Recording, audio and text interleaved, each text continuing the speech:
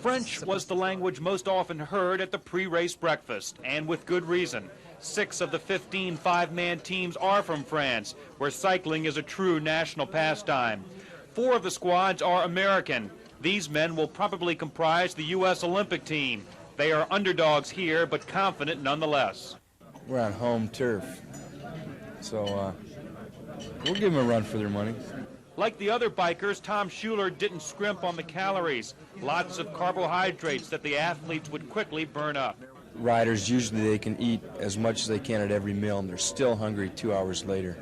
Of course, the health and welfare of the bikers isn't the only concern of the racing teams here in the Tour of America. A lot of attention is also paid to the bikes. Mechanics who accompanied each of the 15 teams made last-minute adjustments to each rider's bike, as well as to the dozens of spares that may be needed before the 3-day, 285-mile event ends. It all began at 10 a.m. with a ceremony at Fort Story. The weather was threatening, but American champion George Mount wasn't concerned. If it rains, it's a little bit more dangerous in the corners, but otherwise, no problem. Yeah, I saw that. If it's colder, you put on more clothes. The rains held off, though, and at exactly 10:45, the well-fed but well-trained racers were off on leg 1 of the biggest bike race ever in America. In Virginia Beach, Joel Rubin, The Daily News.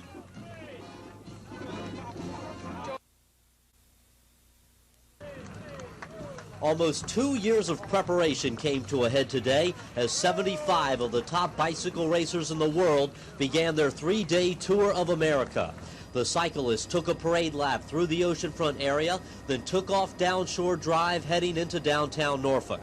They appeared on Waterfront Drive just about lunchtime and hit the pedals hard. This is called the sprint, top speeds for several hundred yards. From there, under the Elizabeth River, through the Midtown Tunnel into Portsmouth, down Route 17, onto the peninsula, towards the finish line in Colonial Williamsburg.